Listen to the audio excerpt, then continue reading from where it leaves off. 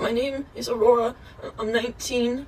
I've survived 16 traumatic brain injuries, and I'm dying alone, and I'm going to be homeless in less than a week. There's been a lot of times I didn't think I was gonna make it, but it has never gotten this bad before. And for past couple of weeks, every time I click this, I hear clicking. I hear clicking in my brain, and no can hear it from outside. Like about a couple months ago, I was brushing my teeth, and I like bent over to just spit, and then just clear like poisonous and salty metal, just like water was just started falling out my nose. Hey guys, and welcome back to the channel. I'm Sasha, and here is where we dive deep into influencer culture to call them out for their crappy behaviors. And I am here today to tell you guys that I fell down a brand new rabbit hole, and my gosh, does it go deep. This story has it all, from lies to fraud to the classic case of online internet bullies trying to hold the person accountable, all wrapped up in your typical trauma-fueled TikTok sob story. Let me introduce you guys to Aurora, which, side note, super pretty name. She is a 19, maybe 20-year-old TikTok star who is claiming to have suffered from 16 TBIs, also known as traumatic brain injuries. Yes, you heard that right. Not one, not two, not even, 5. A handful. 16. This was working for her for quite some time. She actually managed to crowdsource over $40,000 through a GoFundMe. Insane. I know. And while I don't doubt that there's definitely some mental health issues going on here, I am also pretty confident without a doubt that this is an intense case of Munchausen's by internet. This grifter certainly knew how to grift, but enough is enough. We have a lot to cover, including 16 traumatic brain injuries, 20 plus mental health diagnoses, 35 plus psych meds tried, 6 car accidents, an electrocution, brain sitting diagonally with only 30% function, flatlined, has seized multiple times, has clear burning metal liquid dripping from her nose, a white ball dug out of her eye, chronic traumatic encephalopathy, and $30K medical debt with a GoFundMe to pull it off. Let's go, guys. So first, some introductions are in order. This is Aurora, also goes by Rory at times, and she is a 19-year-old TikToker with 198,000 followers and 17.2 million likes. She first went viral after sharing her story time about how she was abandoned and alone and out of time. Over a dozen TBIs with 20 some odd mental health diagnoses. People saw this and they were heartbroken. It was a shocking thing to see come across your feed. Oh, this young woman is really sick and completely alone, and it feeds off of people's empathy and sympathy. And because of that, they were quick to jump in and offer help. And over time, Aurora managed to crowdsource over $40,000, which she said was going to go towards paying her car insurance, but the biggest chunk was gonna go towards her mounting medical debts and her life-saving surgery that she needed. Sounds like an absolutely incredible display of human generosity and compassion, right? And while it definitely was that, it didn't take long for the cracks to start to form in Aurora's stories. And not only people suffering from multiple TBIs started to speak out, but also medical professionals started to call her out on the inconsistencies in her stories and how some things just weren't adding up. And it made people start to wonder, what's really going on here? So what ended up happening? Well, a huge mistake that Aurora made right off the bat is she didn't keep her lies believable. When you tell a lie, you have to have some inklings of the truth sprinkled in through there. And when a lie becomes more and more grandiose, when you're trying to seek more attention that's ultimately fueling your lies, well, that's when you start to lose the plot. It seemed to start off relatively innocently. Maybe she has a couple stims that are reminiscent of autism, so she jumped on that. She started to get attention with these kinds of little white lies. And I'm not sure where the shift went from mental health to physical symptoms and debilitating stuff, but at some point in time, it did take a shift. Things got increasingly more exaggerated and more diagnoses kept piling on. And when she started getting called out for her inconsistencies, you want some drama? You want some tea? Listen to this. Only if you want to be pissed off, though. There's a creator on this app. Her name is Aurora, but it's spelled with like stars and symbols and stuff. She is 19 years old, and she is claiming to have 16 traumatic brain injuries. I've talked about her here before. 16 traumatic brain injuries. Just let that sink in. Just so you know, that's bullshit.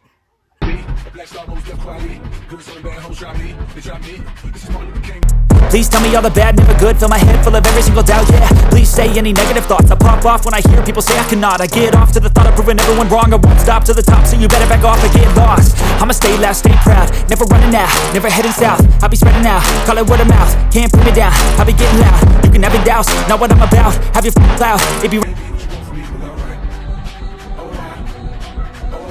rather than provide any type of backup for the claims that she's claiming, any type of proof, all she posts constantly is this, you'll never understand my story, you'll never understand my struggles and what I've truly been through, and yada, which, true, fair. And we also have to consider the fact that we aren't entitled to her diagnoses and crap like that. But at the same time, are people entitled to proof of diagnosis, since she's asking for money for life-saving treatments and she's asking for money to help pay her medical debts? I think it's a valid question to ask for proof of all of these ailments. What do you guys think? Is this one of those times where it's okay to question the narrative and question what's going on and ask for that proof? Even with more people pointing out the red flags, calling her out, with her subreddit steadily growing, she still has a steady stream of followers and supporters who are lapping up all of her lies and encouraging her to keep going. They are feeding into that attention that she is desperately seeking. So now let's unpack together whether or not Aurora is a victim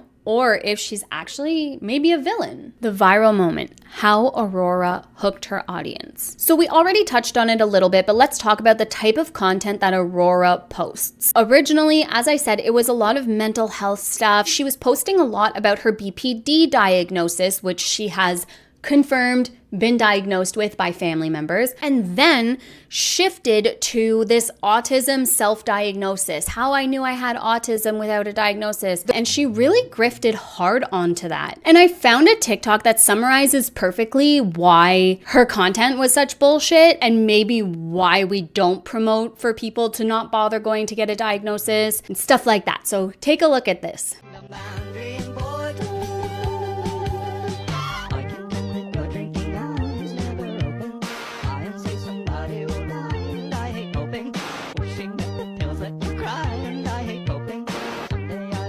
Can we just don't promote that on social media? If you're suffering from debilitating mental health issues and you need extra support and help and resources, a diagnosis is crucial for that. And telling people to not bother going to get a diagnosis because the wait times are too long, or the this or the that or whatever, that's irresponsible, especially for an influencer to be pushing that kind of narrative. Stop promoting harmful narratives, especially as a public figure. If the person is struggling daily with undiagnosed autism, it can be life-changing for some people who actually suffer and struggle day in and day out and aren't sure why. Getting on a wait list and getting a diagnosis can lead to therapies, specialized program, aid, resources that can completely change the life of someone living with autism. Here are 16 ways my life got better after my autism diagnosis at 49. I don't know if she started getting called out for her BS with that, but eventually she made the shift to traumatic brain injuries. And the only thing I can think of as to why she shifted was because it was too hard to keep up this act or come up with new content surrounding, not going and getting an autism diagnosis or having BPD, living with BPD. I don't know why she switched. Maybe she realized that physical symptoms were more lucrative than mental health issues, but she posted this video that went viral. My name is Aurora. I'm 19. I've survived 16 traumatic brain injuries, and I'm dying alone, and I'm going to be homeless in less than a week. There's been a lot of times I didn't think I was gonna make it, but it has never gotten this bad. I'm facing extreme symptoms. I'm currently moving out of my apartment completely by myself. I don't have family or any kind of support system. I have to have all of a part of everything in my apartment out and clean, and it hurts for me to have my head even in upright positions. I'm struggling to just do the most of the basic things that you need to survive. I can breathe fully. It's not my lungs. I can take full deep breaths. It doesn't feel like I'm getting enough oxygen. I don't know how to explain. I'm running ways to keep my head to feel pressurized proper. There's just immense pressure in it, and I just always have to go like this. I can't go more than 5 10 seconds without just all the time. I used to bite my jaw to pressure. It hurts too bad. When I was a kid, I used to always crack my neck back and help to relieve pressure, but I can't do that anymore. And for past couple weeks, every time I go like this, I hear clicking. I hear clicking in my brain, and I no can hear it from outside. Even just shake my head. It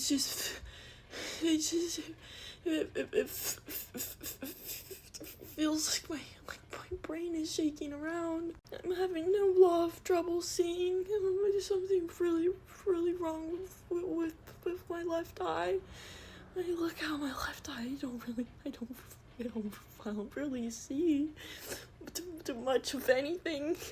I had something in my eye, a white ball, a solid white ball in my eye, and I dug it out with something, and it just was like a solid, just a white ball right on my eyelid.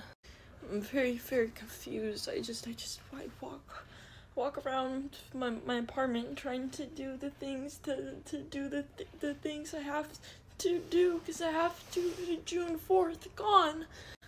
I'm struggling to see. My ears ring very loudly, and it sounds so stupid. I forget how to just swallow. Sometimes I just choke on nothing. To swallow water. It just I don't know. I'm to explain it. Just swallow. It's the simplest task in existence. About a couple months ago, I was brushing my teeth, and I bent over to spit, and then just clear poisonous and salty metal, just water was just started falling out my nose. This has happened now like 9, 10, maybe 11 times. It burns my nose really bad. I felt it. I felt it down my throat. It tastes the same, and it really burns. And I was planning to stay with a family friend. I was gonna have my friends come and help me to move to stay with the family friend until I can find a place to go. But my family friend called yesterday, said that I can't stay there So I don't know. I'm confused. I'm by myself, and I can't even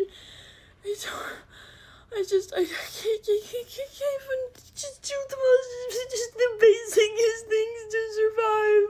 16 TBIs by the age of 19. Not even a freaking pro football player has that many TBIs. Because side note, a concussion is considered a mild TBI. So 16 by the age of 19, an absolutely extraordinary number, considering that she's seemingly fine, functioning. Now you see that viral video and you think, whoa, that's intense. Those are intense symptoms. She looks like she's in pain, but it's all just an act, which is mind-blowing that people can actually get away with this. And then you see a week later, she's dancing around on the 4th of July or hanging upside down from trees. Anyone who's actually had an actual TBI, mild, moderate, severe, knows just how debilitating they can be and how seriously they are taken, especially if it's a second or third or fourth. And people have been speaking out about just that, saying things like, I've had 2 and my second one completely debilitated me for weeks. And there is something to say about the fact that TBIs don't affect everyone the same way, which Aurora has made it very clear. No, but most people with multiple TBIs have some form of debilitating symptoms and predictable triggers for their symptoms. But Aurora's actions and behaviors don't represent someone suffering with so many traumatic brain injuries. It just doesn't add up. Like I said, completely lost the plot. Her lies aren't even believable at this point. She can't even keep up with her own bullshit anymore, which I believe has caused this current spiral that we're seeing in Aurora as she spirals to the land of irrelevantness because she's so desperate to be believed. Rather than back her shit up, she just says, we don't get it, we don't understand. That's the only clapback she has to questions about her narrative, about her diagnoses. It's either that or she's been claiming medical negligence or being ignored by the med staff, by the doctors, and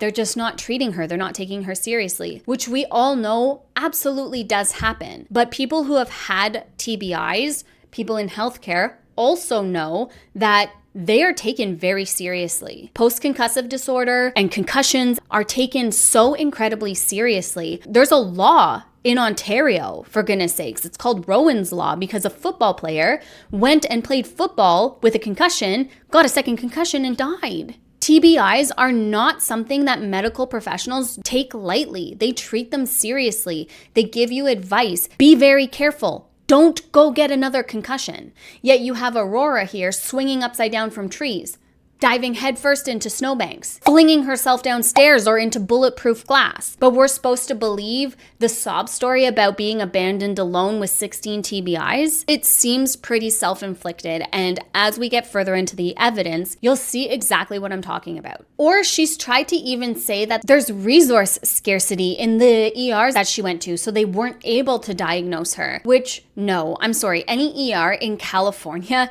is gonna be equipped to check for concussions, regardless of if they have the big machines, the MRI, the CT scan, everything up to date. There are neuro exams and there are symptoms that are concurrent with a concussion that can lead to a diagnosis. So that doesn't make sense either. But the one attempt, arguably pathetic attempt, that she did was actually play off one of her friends or acquaintances' brain scans as her own. To take someone else's brain scan and play it off as your own is absolutely wild, diabolical, unhinged freaking behavior. And the thing is some of these claims are huge. Like having her brain repositioned through her nose because it was sitting diagonally in her skull and only had 30% function. Yeah, you can't make this shit up, guys. I can't. I genuinely can't. She also claims to have Chiari malformation, which is when part of the cerebellum isn't formed properly and it kind of like sticks out the base of your skull. The claims are seemingly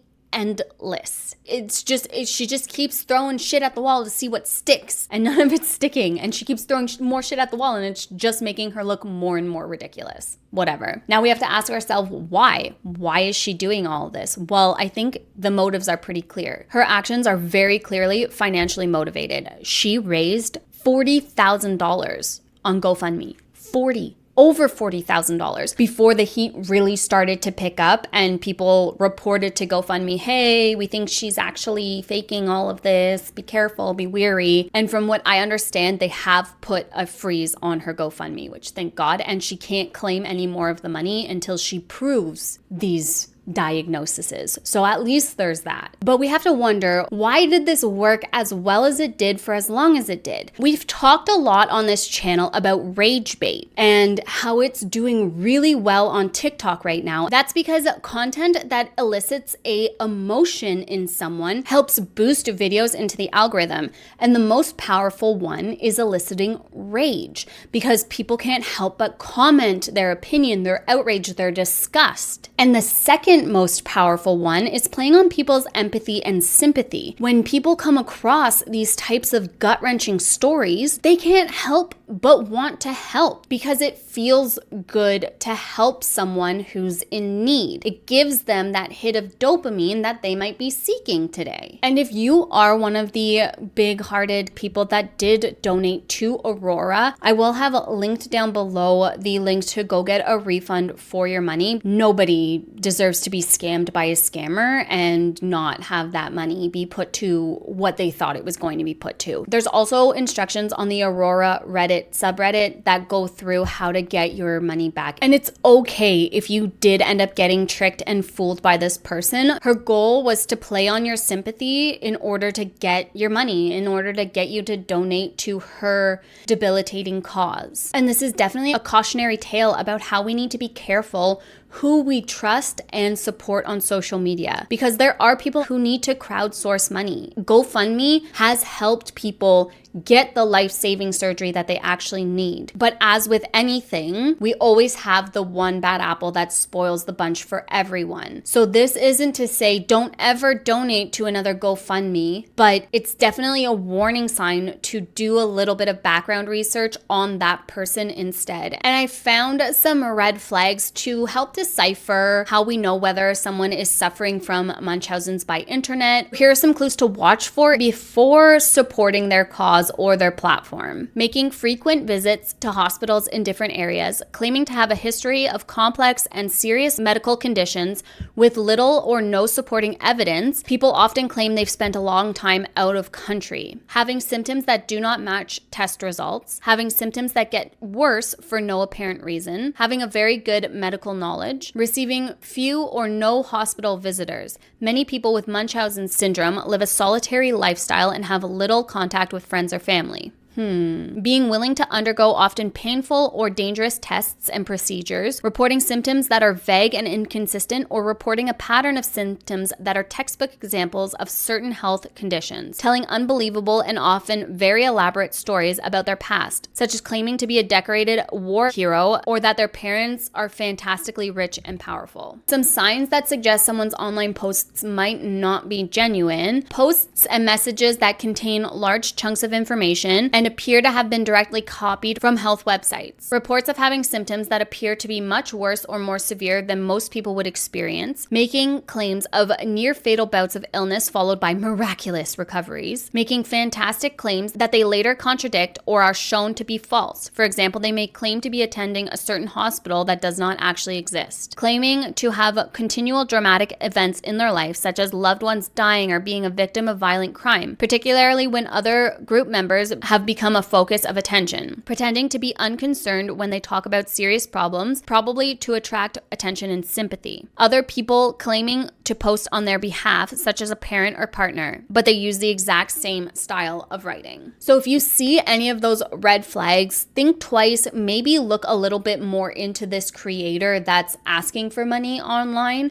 and see what you can come up with before just blindly donating to someone. Because like I said, there's people like Rory that ruin it for the rest of the world. And although there are tons of people who aren't using GoFundMe for nefarious reasons, who are using it it to save their lives or their children's lives, there are people like her running rampant and taking advantage of people's sympathy. Now we're gonna go through and debunk all of her crazy, wild claims and see how they're exactly directly contradicted based on what she posts. I have attempted to collect all of her claims, and someone on Reddit also put together an amazing summary of all of her claims, and I just went a little bit further and explained why they don't make sense. So thank you to the person on Reddit who put together that comprehensive list, because my gosh, it would take me 800 years had I not found that list to figure out all of the stuff that this woman has claimed. It is absolutely next level. So you guys ready to clock some inconsistencies in her stories? Because I am.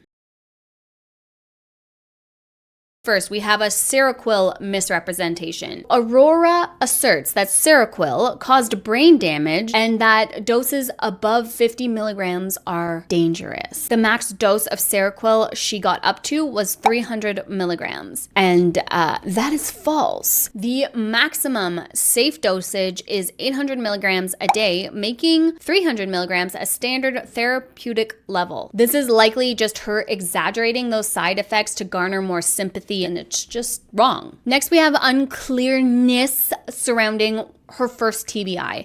There are videos like this one where she claims that her first TBI was at 7 weeks old, which I'm sorry, if you have a concussion at 7 weeks old, there's really only one way that little tiny babies get brain damage, and it's never a normal life after. But then she goes on to say, and the only one she kind of has proof for is a sandbox incident at 3 years old. She fell, smacked her head, and needed some stitches. But on Reddit, her brother has stated that she was never diagnosed with a TBI at age 3. She did fall. She smacked her head. It was a gross gash, but there was no brain trauma noted at that time. And basically what this suggests is that she inflates minor injuries and makes them seem way bigger than they actually are, turning them into these crazy diagnoses likely just for dramatic effect. Another thing she claims is that the ER lacked resources to diagnose her with seizures or an intracranial injury, a TBI. Again, we went through this a little bit earlier. That's not true. Most ERs, especially in California, are well equipped with MRIs, CTs, stuff that would be able to easily diagnose any type of neurological symptom. It's implying this level of resource scarcity, which America just does not suffer from, period. And what this is likely a fabricated excuse to justify not having any type of official diagnoses or not having that proof that people are asking for. Then we have inconsistencies in her behavior. So she claims in a lot of her videos that she's barely surviving, she's just barely holding on. But on the 4th of July,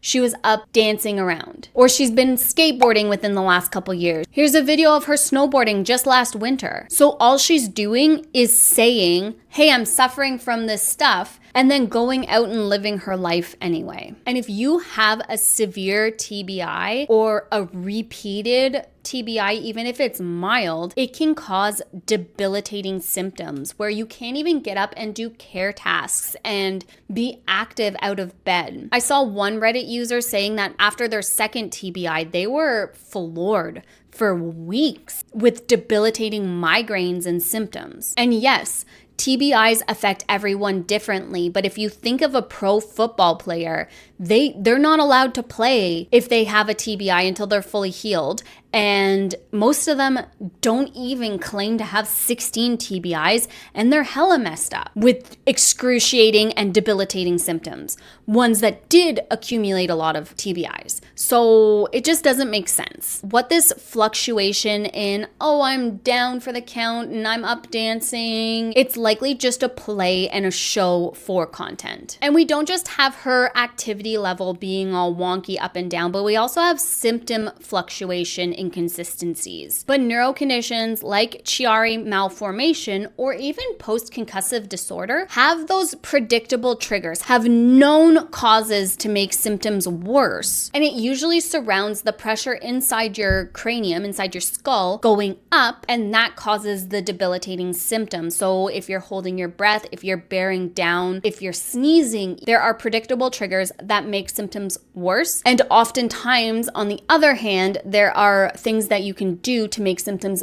better, like rest. This type of inconsistency suggests more of a performance rather than an actual medical pattern of trigger event. And it also shows a genuine lack of understanding surrounding these symptoms. Symptoms don't just go away and get better when it's convenient for you. People who live with these types of diagnoses suffer day in and day out and have to completely alter their life on a daily basis. It's not just this pick and choose when I want to feel this way or that way. So then we have this next wild claim, guys. She was at a blood draw lab and got 10 vials of blood drawn only to have them throw it all out for some reason. And then she was crashing out at the person at the desk saying that she needed both copies of her medical records because those were hers and they don't have permission to keep them and she's not giving permission for them to shred it or keep it or anything, which is so bullshit, Aurora. I need the phone number that I wrote. I need the phone number. You guys do not have my permission to keep my medical records, and I need both copies of them back immediately. You're throwing over... It didn't seem like you guys were going to figure anything out. I just was told you were throwing all of my blood away. Okay, so you know what, Tanya? Just Yeah. get back to her. We already have the lady that we were speaking to, the client, the person who we're speaking to, and she's gonna be reaching out to you too, ma'am. To what she had told us is that she was part of that process, that they are no longer operating, that we cannot use what was provided to us anyways, so you would have to have a new transcribed order. I need both of the copies. Do you want me to, can I shred these then, Christina? No, I need those. I don't want you to shred those. I need those for my medical information. Do not shred my medical records. I need those. Well, these are just the ones that for the patient financial responsibility and I would like them all. Those are all part of my medical records, and I'm not giving you permission to shred them. They have the specimen ID number on everything that I drew. Is that okay? I mean, those are my medical records, and you do not have legal right to shred them or discard them against my consent. they are not medical records because we have not processed anything. They are still mine, and they belong to me. Yeah, listen, we're really trying to work with you, but and I would be open if you had information for a facility and doctor's office that's fully operating. I've been trying to get a. This facility is no longer open. It says on their website that they are open, and like these tests are crucial for getting me answers to keep me alive. Like Any information to provide to us of what provider you're actually working with, because from what we were calling to get everything in order for you, they're saying that office is no longer operating to not go Use forward that with order. requisition. Yes, that's what I was told. So it's not in the light that we're not trying to go forward to figure out what we're going to be doing. I need the phone number that I wrote. I need the phone number of the lady that I talked to. Yes. Her name was Sandra. Like, you have no idea what you're talking about because labs have the right to keep record of anything done, but she claims that they discarded it due to a system error. Then they called her and said, hey, we need to blah, blah, whatever, told her that they discarded it. And this doesn't make sense because a corporation like LabCorp, they would contact the referring physician to say, hey, there was an issue with the blood, or hey, we need to do a redraw, something like that. They wouldn't necessarily call the patient directly. And oh my gosh, the way she freaks out at the staff here and the claims that she tries to claim, this whole fear-mongering type vibe is wild. And ultimately, this could be a play to garner sympathy due to medical neglect, medical abuse, and completely avoid taking any type of accountability for her actions or mess ups. So then this next claim is really a fan favorite. She had brain realignment surgery, something, through her nose. So she claimed that a world-renowned brain doctor performed a nasal brain readjustment to fix a 30% functional and diagonal brain. In October, I didn't know what to do, so I reached out to someone that I never thought I would talk to again, and I was connected to this provider that claimed to be some world-renowned brain doctor.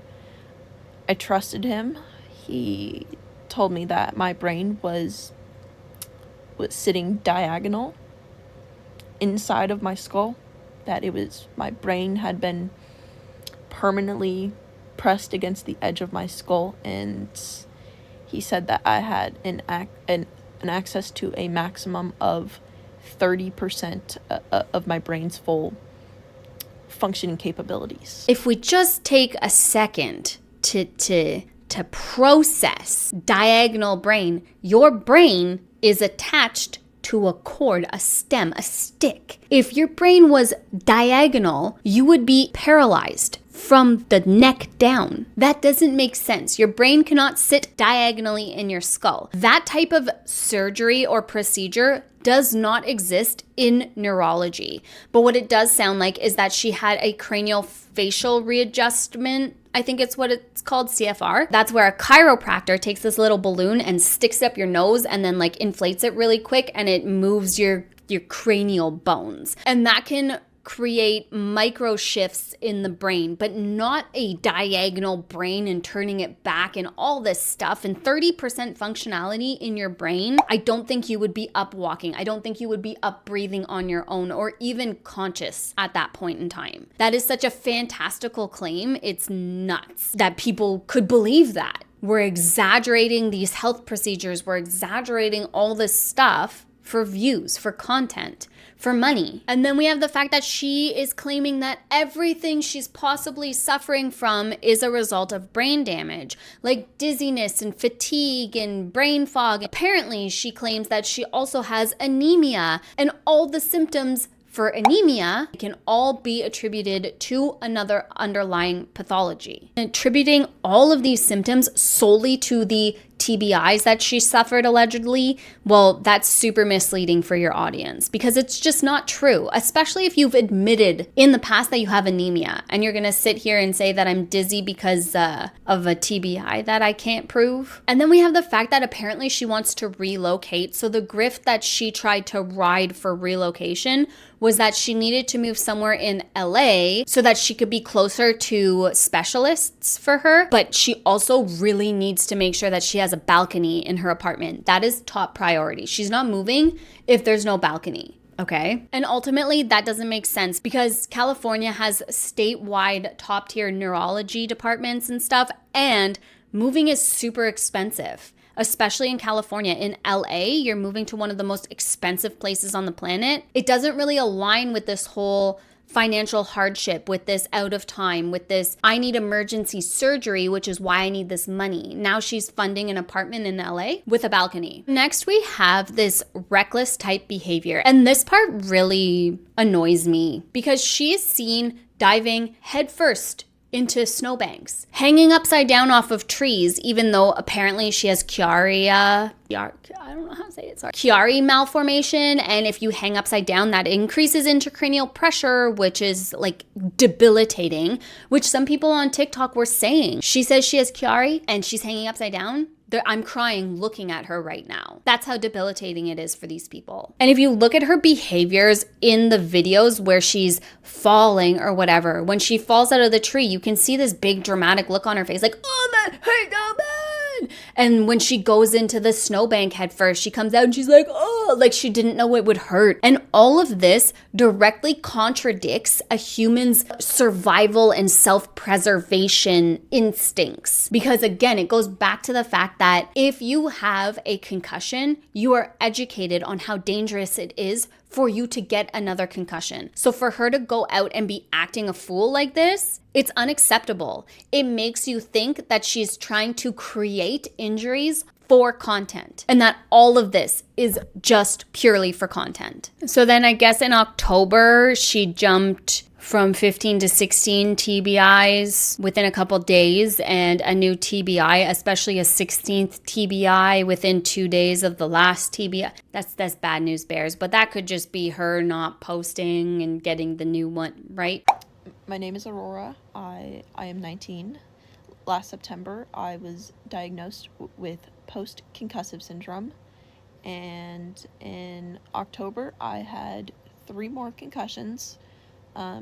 2 out of 3 I lost consciousness for. Unless it jumped to 15 on October 27th as well. So then she also uses the CTE misdiagnosis, chronic traumatic encephalopathy. CTE requires an autopsy diagnosis and impairs coordination. Her skateboarding and upside down stunts contradict this. I have to agree. And then in the rapid fire, I mentioned a clear burning metal liquid dripping from her nose. Now, had she done a little bit more research, it would be a clear metallic tasting liquid leaking from her nose, but we didn't get that far. It's just a clear metal liquid that burns, and debunked because cerebral spinal fluid does not burn when it comes out. It is like a pure fluid in your body. And again, this can stem from anywhere from internet myths and just like a bad Google search, whatever the case may be, just a misunderstanding of what a cerebral spinal fluid leak would look like. Who knows? Then we have the fact that she's having seizures and still driving. In California, if you have a seizure, they revoke your license. It's the same here in Ontario. You have a seizure, your license gets revoked. She is claimed to have had multiple seizures and she's still out driving. And remember in her GoFundMe how I said that some of it was to fund her insurance for the year, $3,600 or whatever? Well, you don't need insurance if you're not supposed to be driving. And if you have multiple seizures, well, you shouldn't be driving. And if she is driving, she's either driving without a license or it's all bullshit. That's where she said the doctors couldn't differentiate if it was like intracranial injury or if it was seizures, which again, we already debunked that. It doesn't make sense. Past medical history, a witness to the seizure. There are so many ways that this could have been proven, and the lack of EEG testing further confirms this. It's all bullshit. And then again, we go back to the upside down, the risk-taking behavior. She's seen in multiple videos hanging upside down, and nobody with multiple TBIs would risk further injury. No one would take part in these type of risk-taking behaviors. And hanging upside down increases intracranial pressure, which can make symptoms of both Chiari malformation and post-concussive disorder, post-concussive syndrome, much more debilitating. Kind of a funny myth that's so easily disproven is the fact that she said that lack of oxygen changed her eye color. It doesn't work that way. It doesn't work that way. And the only clapback she had for that was that that's what her doctor told her. Okay, that's very believable. Very credible receipt right there. My doctor told me, bro. Good God. Oxygen deprivation affects your vision, not your iris color. You can get dizzy, the fogginess, blurry vision, and sometimes it can cause permanent vision damage, but you're not going to have changes to your eye color. That's silly. And another risk-taking behavior is the fact that she still allegedly uses substances, or at least she's admitted to using substances all throughout her teens. Alcohol, smokes weed, stuff like that, which is directly contraindicated when you have brain issues, as it alters your perception. Not only are you at a higher risk of injuring yourself again, but you're at a higher risk of altering your brain chemistry by using substances. Another issue she claims to have is FND, which is functional neurological disorder. It's a problem with how the brain communicates and functions rather than damage to the brain itself. So Aurora has tried to claim that she has FND, that it's linked to her brain damage, which we just read. It's a communication problem, not a structural problem. It's just completely medically inaccurate. It doesn't make sense. But mislabeling something like this is probably just to legitimize her claims that, she has undiagnosed this, that, and the other thing. And then we have this crazy claim that she actually flatlined on May 15th or maybe had a seizure. It's very unclear. And she got discharged home with the stickers from her ECG still on her, and took a very sad, depressed looking selfie. Now, people started calling her out really quickly on the lead placement because it just didn't make sense. It doesn't follow normal patterns of lead placement, and it won't pick up electrical activity properly. And the only response she had was a super passive aggressive response saying, "Sorry, next time I'll flatline prettier for you." Seriously, flatlining requires ICU monitoring. It requires inpatient care. If your heart stops beating, you're not going home a couple hours later. You're not getting discharged that same day. There's no way in hell. So for her to say this, it's just so ridiculous that anyone believes her anymore. And even if she does have stuff going on, the fact that she's lying about these insane things that can be so easily proven as a lie should be red flag enough to not believe her, to not support her. And then she tries to say that when she moves her jaw, her brain clicks. Maybe it's your jaw clicking when you move your jaw. That's more likely than your brain clicking. Like your brain doesn't click. There's nothing for your brain to click on. It's literally a squishy thing inside a case, inside a sack, surrounded by fluid. There's no clicking to be had. That is such a stupid thing to try and claim. Another myth, part of her GoFundMe thing, was that she needs emergency brain surgery. All the things that she claims to have: post-concussive syndrome, FND, Chiari malformation. None of these require surgery or can be fixed with surgery, and you can't just go in without a diagnosis. They're not just gonna do exploratory brain surgery to see what's going on. That can cause more harm than good in the long run. It's brain surgery, for goodness sake. And this is likely just over-exaggerated, over-dramatized for attention, to garner more sympathy and to get more money. And finally, the inconsistencies in the fundraising scam. She says that she has $30,000 in medical debt, but friends and family have both confirmed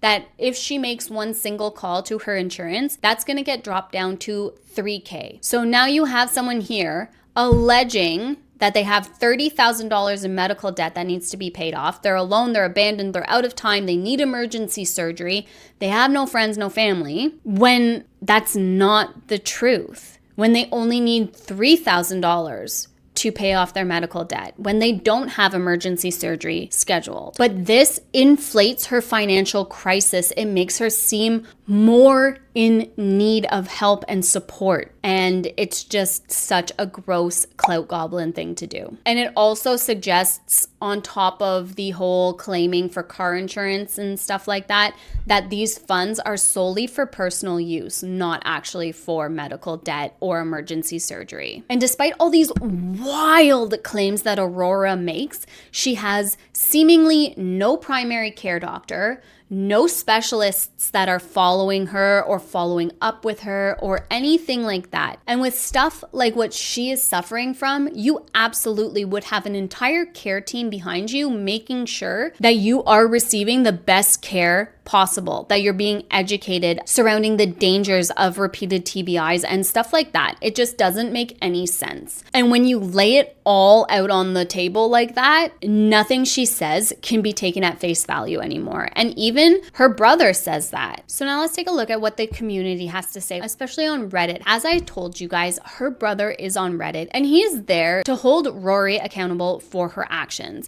But he is also clarifying some things that just aren't true, that are diluting the arguments, which I so appreciate, dude. There are people who are alleging that Aurora is racist, and he came in saying, I'm her brother, and while she isn't being truthful about a lot of things, she isn't racist. This is a weird narrative that someone pushed, and it's harmful because it's not true and makes people calling her out less credible, which I so appreciate him saying that, because it gives me a little added, okay, he's not just here for nefarious reasons, he wants her held accountable, yet it's still gonna protect her because it's his sister. Even if he doesn't agree with her, like, she's not racist. Don't call her racist because it makes you look dumb. I appreciate that. And we have friends also speaking out. While we were friends, she never mentioned anything being wrong with her brain or physical health except for her mental illnesses. I'm saying all this because I genuinely believe this is some sort of manic episode, which she's had in the past while I was friends with her. So take it with a grain of salt what these people are saying, but there's quite a few ex-friends on Reddit. Here's someone with TBIs speaking out about their experience. I've had 2 TBIs and had horrific migraines every day for 3 years straight. I was basically bedridden. Guess I really missed out on the grift train. Who knew I could have funded myself a sweet little lifestyle like this fool, right? I know. My 16-year-old asked me the other day why I'm not a terrible person because we could be millionaires. So I apologize to her for not being a terrible person. I just came across her page the other day. As a frequenter of our illness fakers, she seemed so fishy to me right off the bat. Clear scans aside, her combination of dramatic theatrical behavior, vague details, and seemingly normal functioning, given the conditions she claimed, are all big red flags common in the illness faking community. So then someone was asking her brother, sorry if this is a little invasive, but do you know the actual reason for her hospital visit the other day? Some say you can basically go in, say you're dehydrated, get a drip, and then she is free to film content. Also, I hope you're okay. Must be quite jarring, yada yada. That's what she does. I've taken her to the hospital for muscle cramps, also where she got some of those stickers a couple months ago, and she didn't even mention to the doctors of this brain damage because I know you're wondering, no, she didn't even hit her head again after that visit. She's just straight lying. She hasn't had 16 TBIs, and it's funny to me and my brother because we both had more head trauma than her growing up, and we are completely functional. She is completely functional. She's just,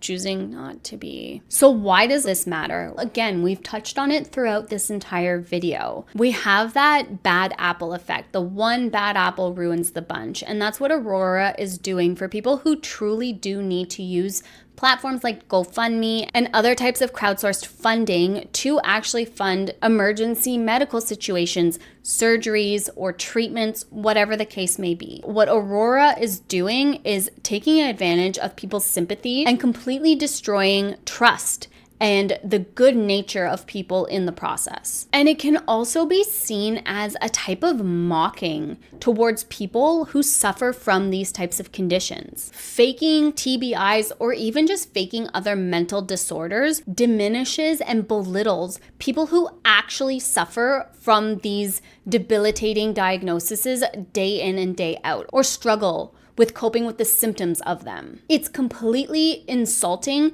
to their experience in life when you're there mocking seizures by flopping around on the floor, attributing weird habits to stims that people with autism can't help. And it also trivializes the severity of these conditions. Another young teenager suffering from their second TBI, their first TBI, seeing Aurora hanging upside down by her ankles because it helps with her symptoms. What if they go do that and fall and get a second TBI before their first one's healed and then they die? That's the result of these irresponsible actions. She's playing people and it's not okay and it needs to stop. Her platform needs to be finished. There's also a huge misinformation crisis on TikTok right now, especially surrounding health. It's terrifying to be spreading this kind of misinformation, disinformation, whatever it may be. It's dangerous and it's going to end up hurting someone, especially with fame and virality, because with fame and followers comes power, comes that automatic, I trust you, I trust what you have to say because you have a following, therefore what you're saying must be legit. in some way. And ultimately, those vulnerable viewers, those teenagers watching this content might delay seeking treatment for their conditions and chase these fake solutions instead. And that can result in them harming themselves even more. Aurora's story completely crumbles under scrutiny. Contradictions, fake science, and sketchy behaviors. She is the one bad apple poisoning the crowd-sourced funding trust, mocking others' real pain and suffering for her own personal gain and profit. Her case highlights TikTok's role in spreading medical misinformation to vulnerable, impressionable young audiences. And something needs to be done. It needs to be put to an end. If you are currently following or supporting this person, please go unfollow, block. Get her out of the algorithm and don't believe a word she has to say. Thank you so much for joining me today, guys. If you did enjoy this deep dive and exposing medical fraud and medical scams, please don't forget to give this video a big thumbs up. It helps me to know that you guys enjoy videos like this, and it also helps boost the videos into the algorithm and help this get in front of more eyeballs. I hope you guys are having a absolutely fantastic, incredible, wonderful rest of your day wherever you are in the world, and I'll talk to you guys soon. Bye, guys.